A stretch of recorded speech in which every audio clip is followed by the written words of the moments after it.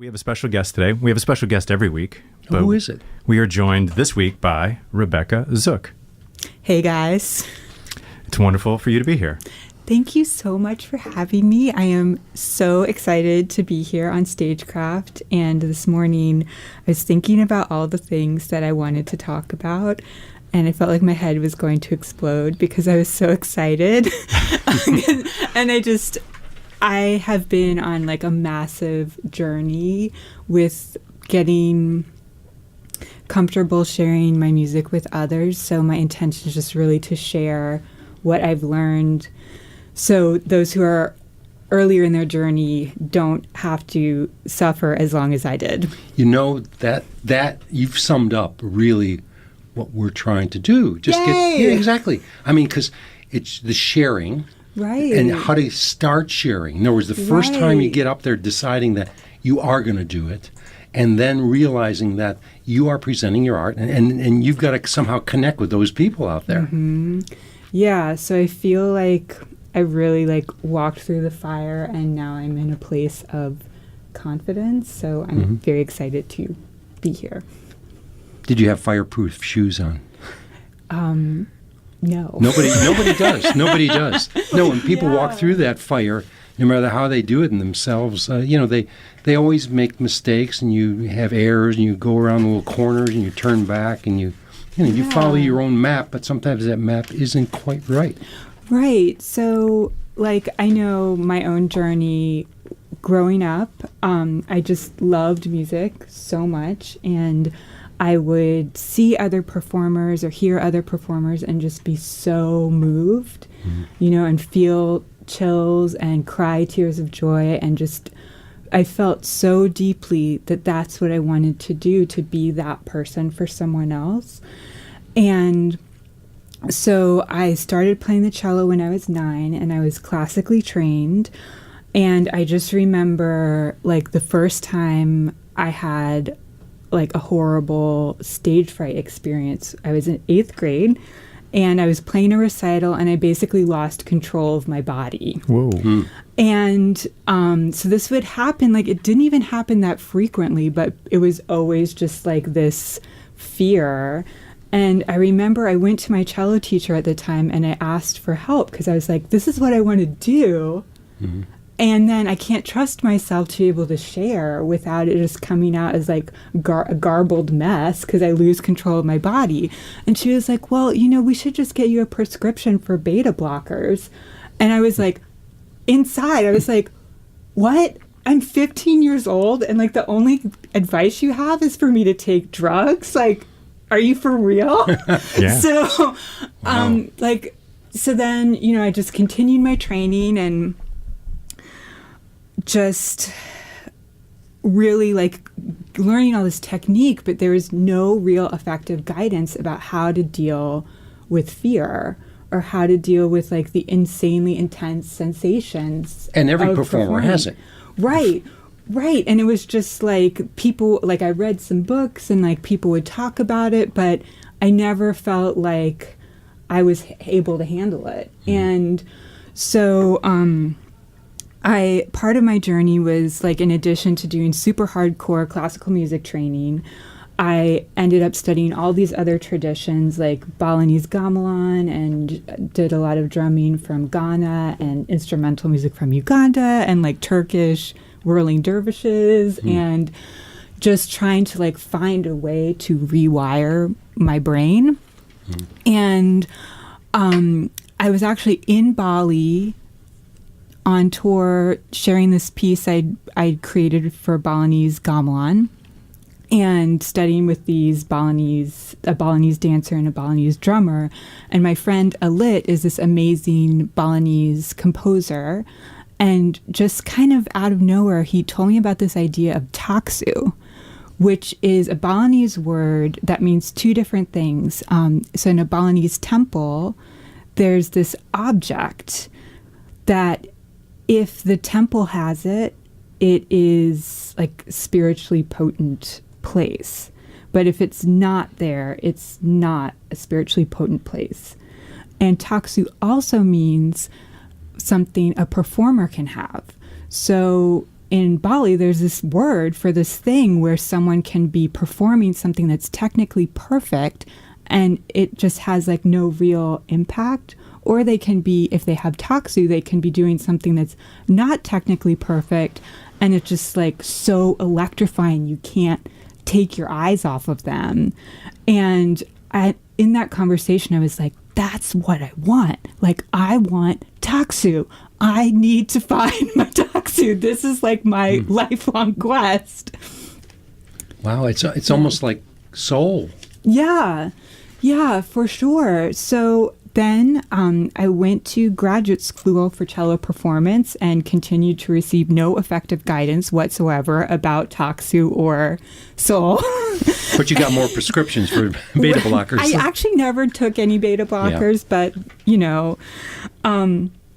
So then after I graduated, I had a big breakthrough when I decided to start learning classical cello music as if I was learning gamelan. And just internalize it really meticulously, slowly, as if I was going to perform like an entire concert from memory. And that was very transformative.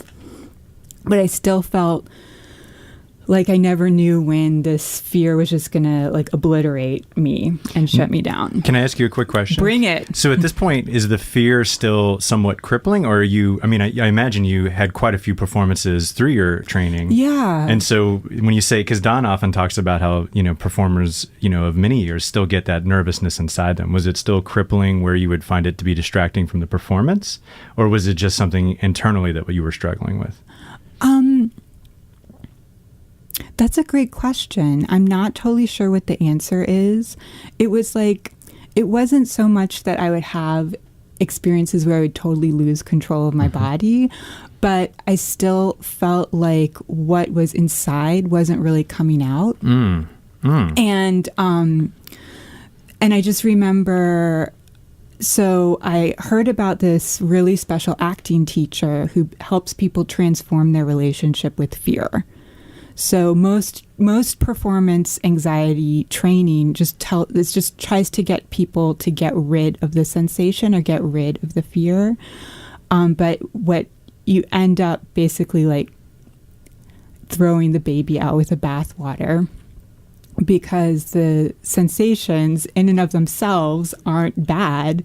It just, when we feel something we have a low tolerance for, you go into your head, and as soon as you go into your head, the audience goes into their head immediately. And once you're in your head, the end of that story is always a story about how I suck. Yeah, no connection. Yeah, it's just total disconnection. So like this really special teacher named Josh Pice, and his approach is called committed impulse. And so it's basically like you feel the sensations and you create from the sensations. So I started to be able to do that, but I still felt like there was like this little tiny aperture that the music was being squeezed through, and what came out was just like so inadequate compared to like what I had inside. So how did you expand that aperture? Yeah, so a lot of it was working with this really special teacher. So just being like, okay, I see what's in front of me. I am feeling the sensations in my body. I'm breathing. And if I find that I've left and I've gone into my head, like I'll say I'm back. And just like practicing that over and over and creating from that place instead of creating from like the classical training approach of like analysis, perfection, like negotiating with your string quartet members. Like I listened to recordings of me during that period of my life, and it's like I can literally hear myself worrying. Yeah.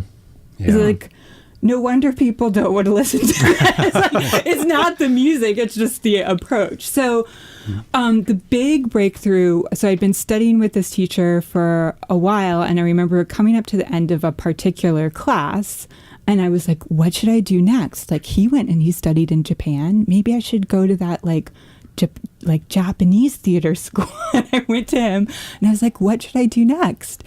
What should I do after the class is done? And he told me to play my cello on the street. And I was like, that is insane. And that sounds really scary. And then I did it. So, and I would play on the street, and it was this very specific, like, magical place in Central Park that's like this beautiful underground palace full of mosaic murals and little benches, and it's next to this giant angel fountain. So I would, so I remember the first time I decided, like you were talking earlier about like deciding you're going to share, and like how do you make that leap from sort of doing it secretly or in solitude to like publicly sharing. It's a big step. It's a big step. And like I had talked about it and agonized about it for so long, and I was like, so there's just like so much junk in my mind about this. So I was like, okay, if I can just get myself to the place, this like special underground palace in the middle of Central Park, even if I don't play, if all I do is get myself there, I will consider this a successful day. Mm-hmm. So I got on the train, I like put on my regalia, and like I was walking to the subway, and like on the sidewalk, before I even went down into the subway, these girls on the sidewalk were like, where are you going? Like, what are you wearing? This is so great. Now, what were you wearing? I was wearing like Balinese dance, like a Balinese dance tiara, and like a really beautiful dress. Not normally seen in the streets of New York. Right, yeah. So, and then I was on the subway, and this woman on the subway was like, where are you going? Can I come with you? Like, and I was like, oh my God, I'm like picking up audience members before I even get to the place. So we walked into Central Park, and it was dusk. And like this like nice woman who was visiting New York just like followed me into the park. And we got to this beautiful underground tunnel, and I pulled out my cello and I started playing, and people started listening to me. And it was just like so amazing after spending so many years training and like feeling in the classical music world like I had so much to offer, like I had so much to give that just like no one could see, and just feeling so like worthless, even though I'd spent like decades of my life like training my butt off, just to be like, oh my God, like New York, where people are the most jaded people in the universe and they will stop for nothing, these people are stopping to listen to me. And then a woman came up to me with bills in her hand, and I was like, oh my God, and they want to give me money. This is just keeps getting better. Wow. Just a quick question. So, you know, through the decades of training that you were having, was this, you know, something that you were internalizing? Obviously, the small aperture metaphor, I think, is such a great one. Yeah. You know, and you said you could hear yourself, you know, being restrained or worrying. Was that feedback that you were also getting from your teachers and your peers at that point? That's a great question. So I feel like... So I love classical music, and I think classical music is amazing. But I feel like the classical music world trains people to prepare to share by being perfectionistic and analyzing. And perfectionism doesn't create confidence. Mm-hmm. It just creates people who are like in their head, they feel like they're not good artists, and then it's really hard for them to share, and then it's hard to listen to people who are trying to share from that place. Yeah, I think the common knowledge is almost, once you have your art down and you can really do it well, you'll be able to do it effortlessly. And that's like so not true, because it's really like a skill in and of itself. Yeah. And so I don't know if Josh like really understood how deeply he was supporting me when he told me to play on the street, because what came out of that is I just had like an entire summer where I just practiced like feeling everything. Because when you put your butt on the line, you're going to feel more. And that's when most people shut down. It's not because they're not ready or they're not trained. It's just because their cells are vibrating in new, unexpected, way more intense ways than when you're preparing in solitude or with your teacher or your studio or in rehearsal. So I was like practicing, like feeling everything and being able to roll with whatever was happening. You know, like people are walking their dogs, like homeless people are having some sort of like mental health episode, like people are listening, people are not listening, people are quiet, people are not quiet. Like, excuse me, could you please smoke somewhere else because my cello doesn't like it? Like, just learning how to feel. And that was something no one was talking about. Right. No. You know? And then you found your taksu. Yeah, I did. And I could...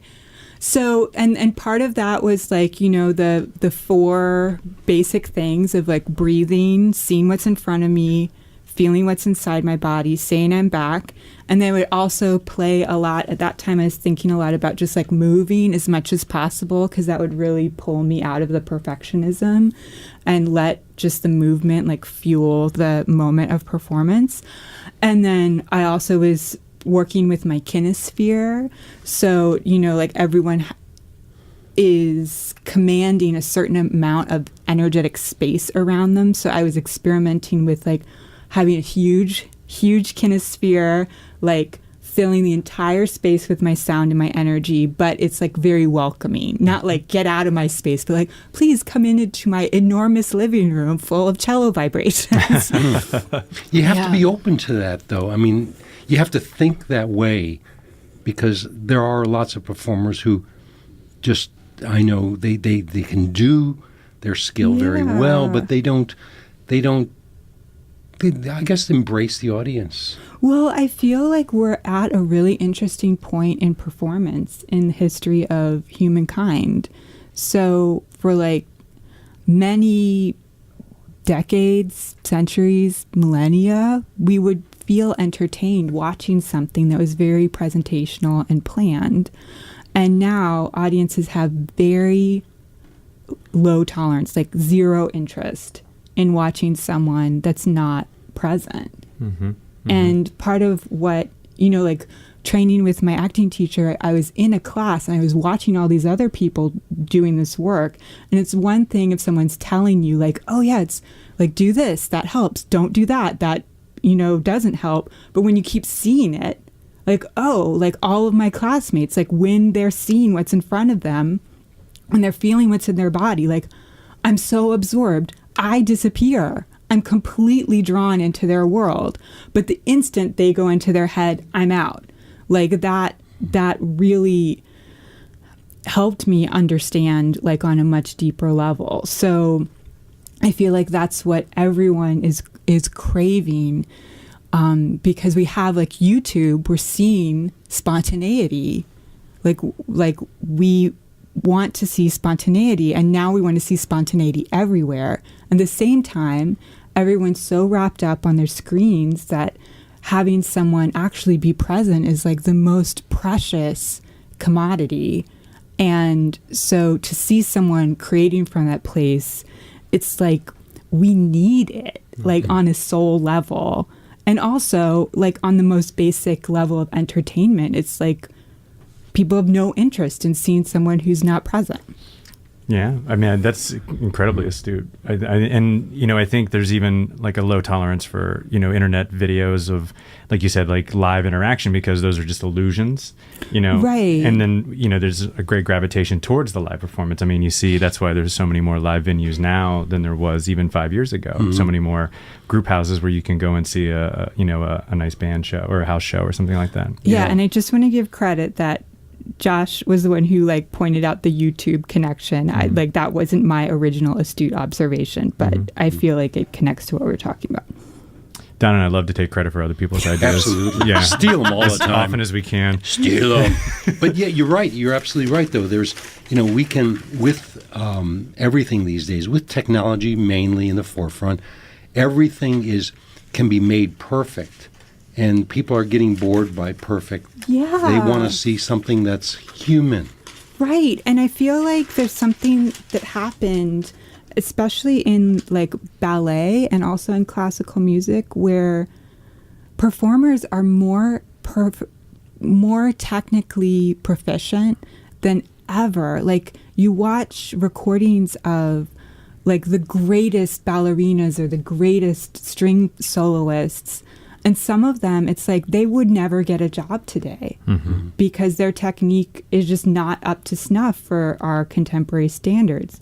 But then they have this freedom.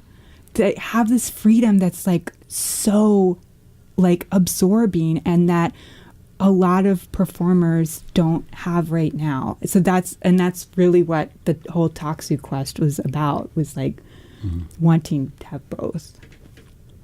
Nice. It's like trying to find your sort of like your true voice, if you will, because like you said, I mean, it could be technically proficient music that was coming, but because it was such a small percentage, it wasn't even really your true voice. It could have just been anyone else. Right. Just happened to be you playing it at that particular time. Exactly. All it was right. Yeah. It was right. Which is, and right is not right. Quite frankly, is boring after a while. Yeah. Everyone likes a beautiful disaster. Yes. Totally That's quotable. true. Very true. So let's take a quick break, and then maybe we'll come back and you're going to play a little live cello. The first ever live cello performance at WERA. This isn't going to be recorded? No looping? No looping today. No looping today. So let's play some promos, and then we're going to come back and hear Rebecca Zook do her live performance on Stagecraft. 1 second. Funding for WERA is provided by Last Name Left Productions in support of Bowen Macaulay Dance, creating community through dance for more than 20 years, with performances of contemporary dance and extensive outreach programs for students and seniors. Find them on the web at bmdc.org.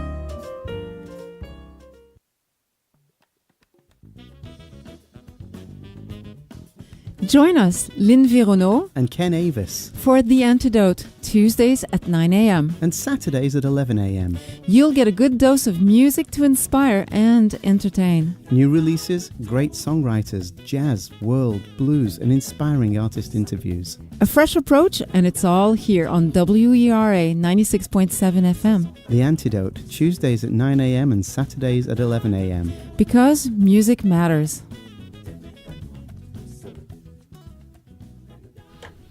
Welcome back to Stagecraft. Stay tuned for a live performance from Rebecca Zook, first ever cello performance here in the studio. Whenever you're ready. Okay.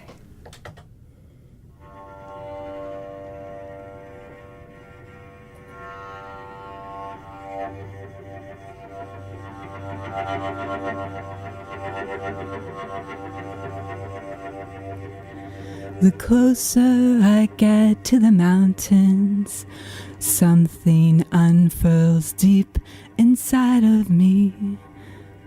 The closer I get to the mountains, something opens I didn't know was closed. Make me brave, make me strong, give me the courage to sing my song. Lift me up, unlock my heart, give me the strength to just start. Don't let me wait my whole life long.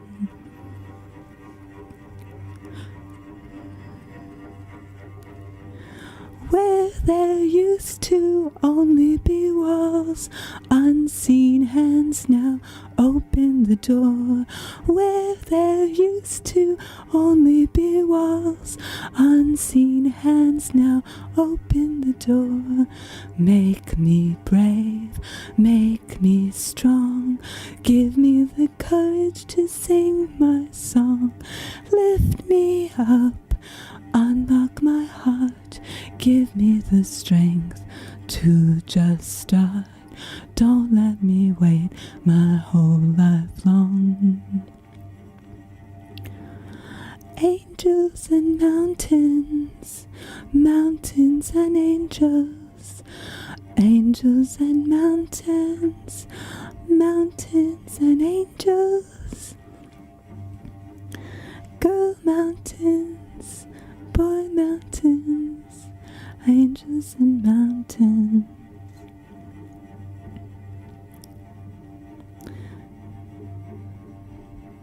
The closer I get to the mountains, something unfurls.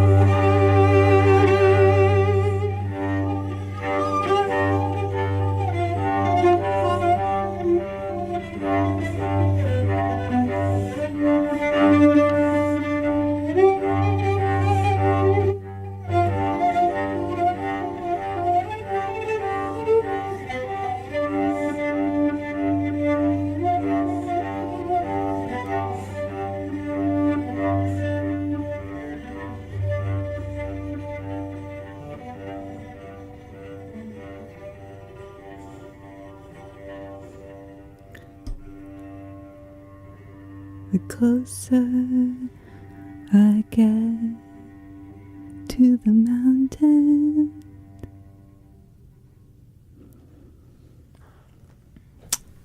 Rebecca Zook on Stagecraft. That was absolutely phenomenal. Thank you so much. Beautiful performance. That's fantastic. Thank you. Tell us a little bit about that song. Yeah, so I wrote that song while I was on a magical cello adventure in Iceland. Mm-hmm. So my friend Inga lives in Iceland, and she had this recurring vision of me performing in some very specific Icelandic places, and she kept asking me to come and asking me, and then finally I just said yes. And so she also, in addition to showing me around Iceland and taking me to all these incredibly spiritual places, she lent me a car. And so I would wake up in the morning and just have like an intuitive sense of what I was supposed to do that day. And I would get in the car and I would go to wherever I felt like I was being called to go.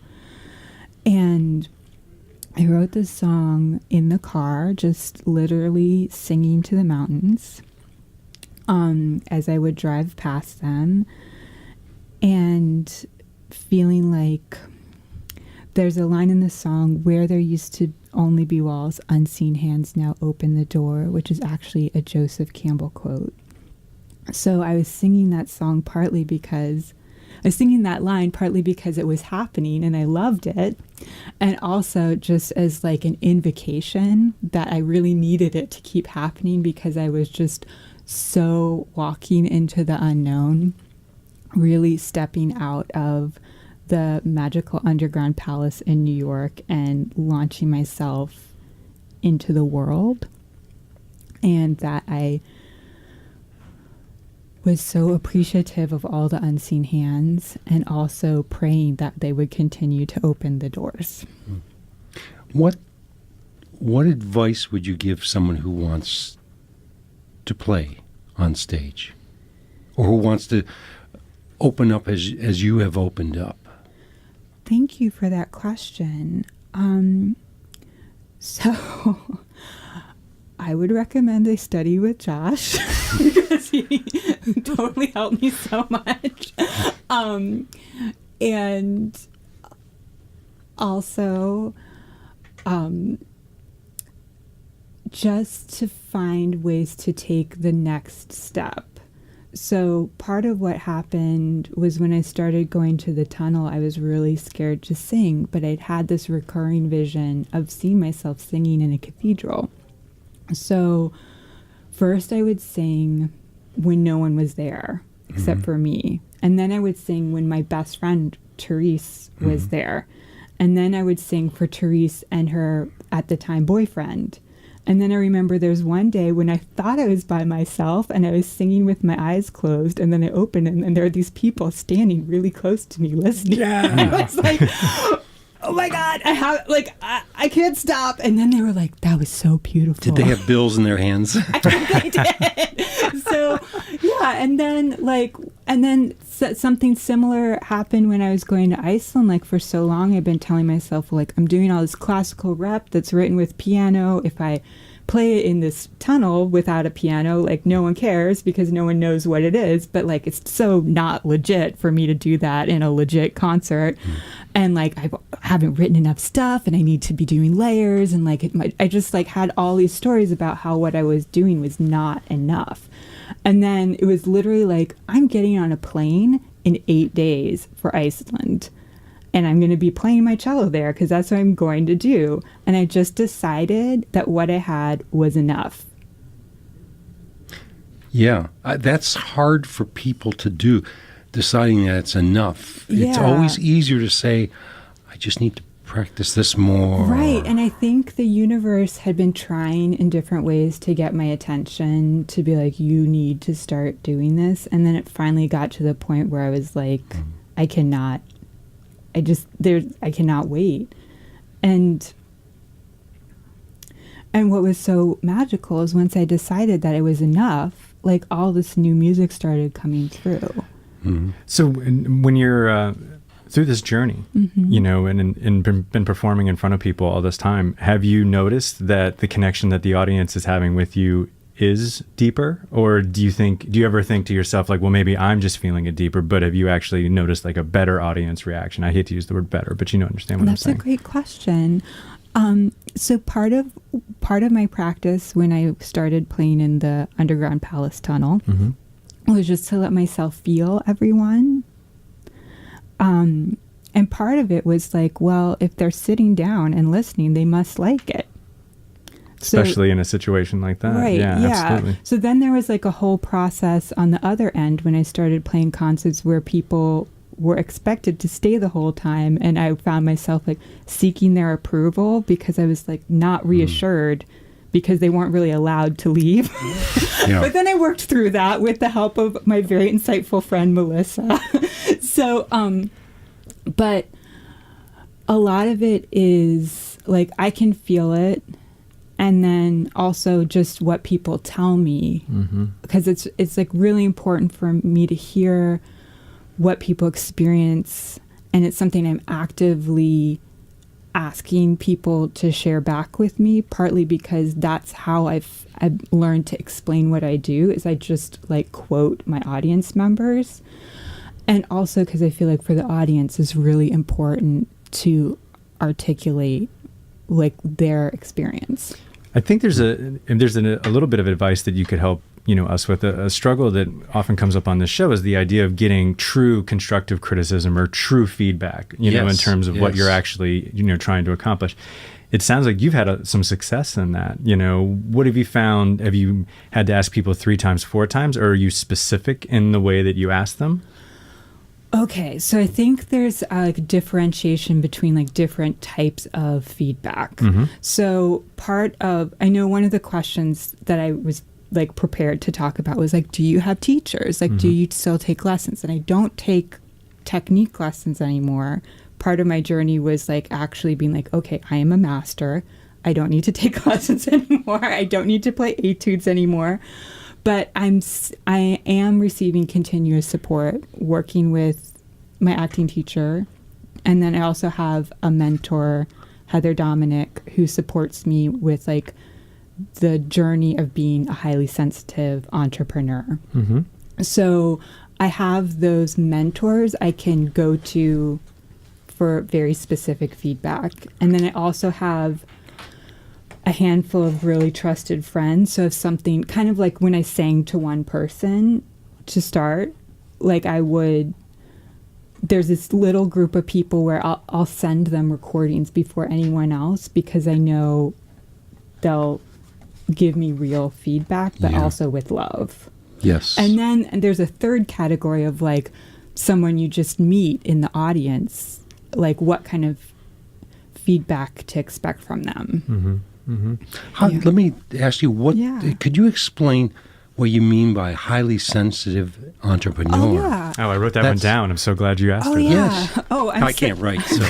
It's your struggle. So highly sensitive, so there's a specific proportion of the human population, also the animal population, which is highly sensitive, between 20 and 25%. So people who are highly sensitive have nervous systems that just pick up things that like the regular 80% won't. So like highly sensitive people literally will like smell, feel, taste, see, hear things that 80%ers wouldn't notice. They also tend to be very intuitive, creative, spiritual, and empathic.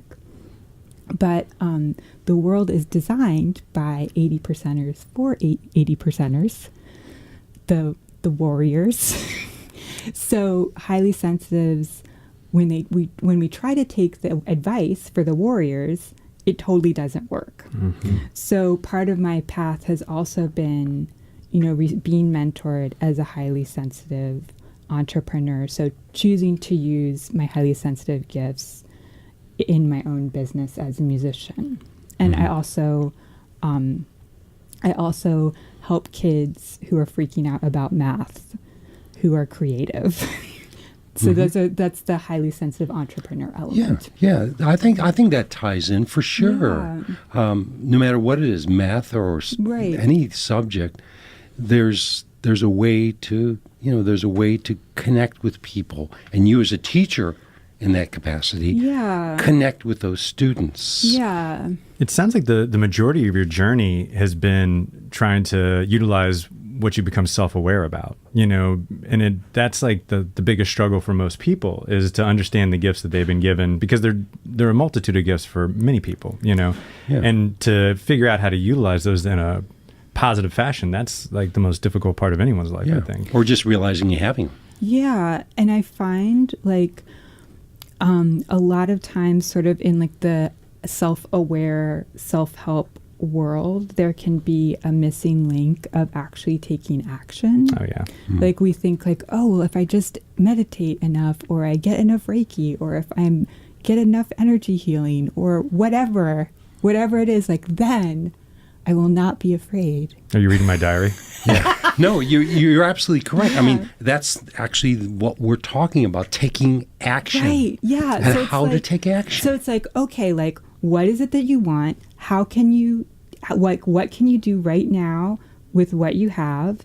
And like, who is someone you trust, who you can practice sharing it with?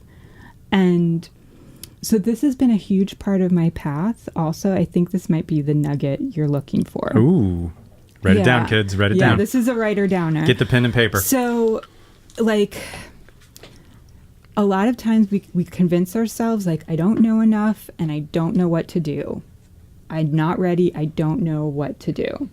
But there's, like, this one little tiny step right in front of you. Like I was like, oh, you know, like, I'm not ready to sing. Like, I don't have a microphone. Like, whatever. Like, I just sang by myself when no one was there. Like, No, you're right. So, and then Right. even with Iceland, like, for so long, I thought, like, I needed to get this gear and I needed to write all this other music. And then, like, even I did a GoFundMe to go to Iceland. And when someone told me, like, oh, you should do a GoFundMe, I was like, I think I'm going to have to do, like, a lot of journaling before I'm ready to, like, put myself out there. And then one of my allies was like, well, if it's up by the time I wake up tomorrow, I'll make the first donation. So like, so that really inspired me to take action. So I guess what is like, there is some tiny step right in front of you that you can take right now with what you have and who you know and what you know. And if you actually take that tiny step, instead of going into a story about how you don't have what you need, it is going to open up so much support and so many opportunities that you would never be able to figure out with your mind. And that's really been like my experience. And that's a lot of what that song was about. And just like I mentioned earlier, like for a long time, I had the vision of singing in a cathedral, even though I felt like my voice wasn't good enough. And then every time I would sit down to play, I would like invoke that image. And then I remember there's this moment in Iceland where I was staying in a place next to a singing school, and the chorus was rehearsing and they were getting out and going into the parking lot. And I felt this guidance to go out into the parking lot and make a friend. I was so scared. I walked to the end of the parking lot. I ran out of parking lot before I talked to anyone. And then I turned around and then this really nice lady like talked to me, and then she invited me to a party. She invited me to play board games at her house. She introduced me to another musician who lived on a farm, and I went out to meet the second musician, my friend Unner, and I was like, oh yeah, Unner, like I have this dream of like singing in a cathedral. And she was like, oh, I work in a cathedral. When do you want to do a concert there? So it's like you just follow the thread. There is this thread. Just follow the thread, and it will lead you. And like, but you have to be willing to actually walk the path, and know that you can handle it. And don't put up roadblocks for yourself. Yeah. And the positivity that comes off of you is absolutely contagious. I mean, if you could bottle the feeling in this room, it would be, you could make some money. Ain't no beta blockers. No beta blockers. Who needs beta blockers? Who needs Say no to drugs, kids. But the question I have for you, and I don't want to take drugs it off. don't talk. Yeah, You wanna, don't literally say no Are to the you drugs. like, let's look at the dark side? No, well, I mean, if you want to go there, sister, absolutely. But no, there's stumbling blocks on everyone's journey, and there's an idea of getting past those things, right? Is there just one or two that you could just, describe for someone? Like, you described the difficulty of the perfectionism that sort of was holding you up. What's another like sort of hang up that you did have to sort of extinguish or melt away in order to go down your path and follow, even sharing with someone in a parking lot about what it is you dream to do, that is an extraordinarily difficult thing to do. I don't even tell Don what I plan for the show most days. You've got your iPods on all the time. So just give another description of maybe like another thing that you had to melt away. Yeah, absolutely. Because the perfection is I think that's one of the biggies.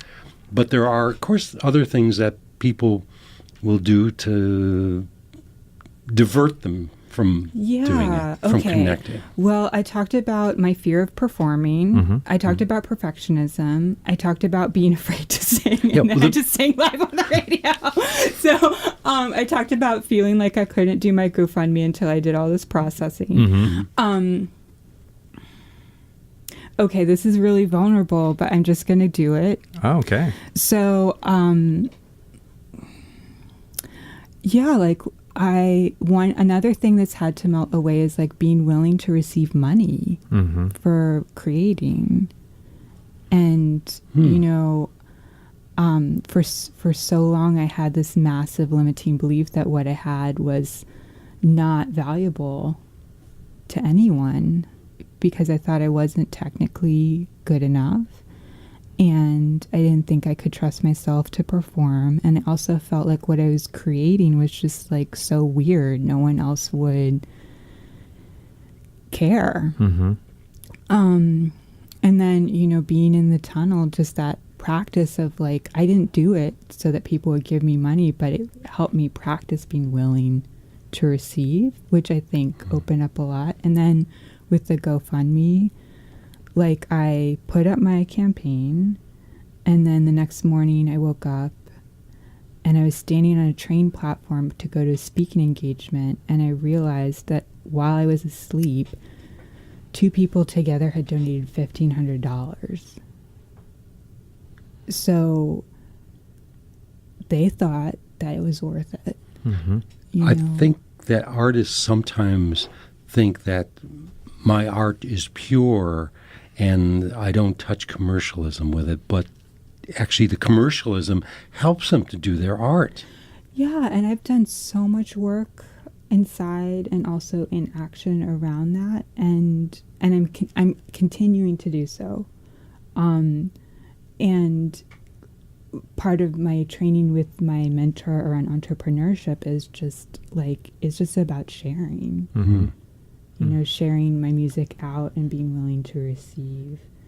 And also I think just with my math business, I've learned to like assert myself and have boundaries and ask for what I need. So I'm no longer as afraid about going into a situation with my music and not being able to handle it.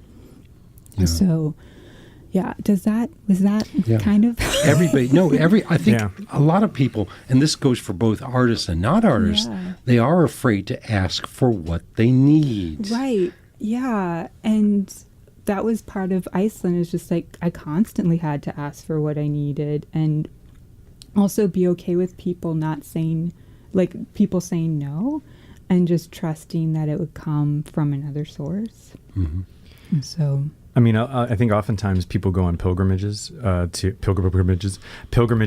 experience that, the idea of needing everything, and then, you know, going on this great journey on foot, usually staying with people that have offered, you know, to help you during that, and you go with no money at all in your pockets, and you have to melt that, you know, ego up about like asking for what you need very quickly, you know, or you won't survive. That's what credit cards are for.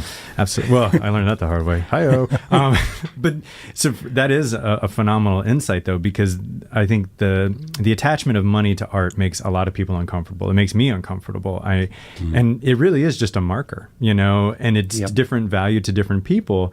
But the idea that anyone would give you any money, I mean, that is a blessing and a curse in its own way, because you do, you know, think about it too much.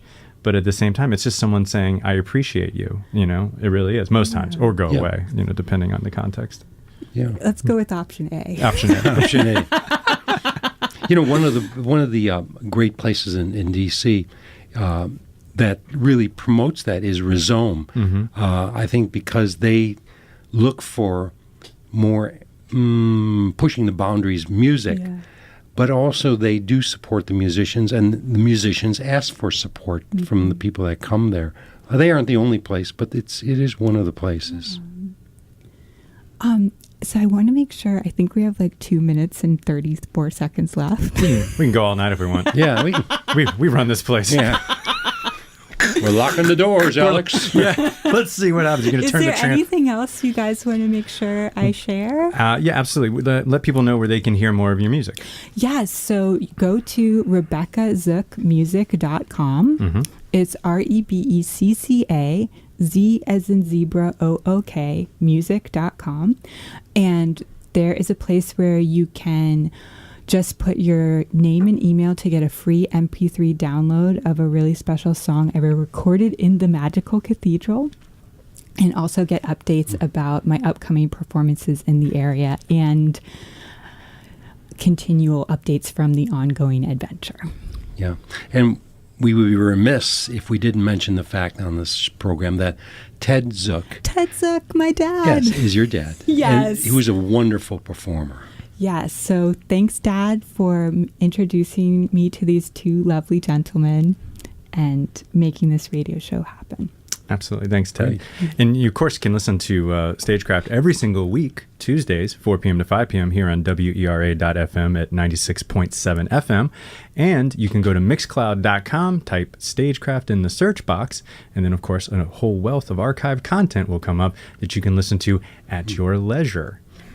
Should we go out on the cello? Let's go out on the cello. We're going to have to fade it out a little bit, just because we have people coming in. Couple But notes. I think it sounds great. Couple bars. Let's do it. Okay. Rebecca Zook on Stagecraft.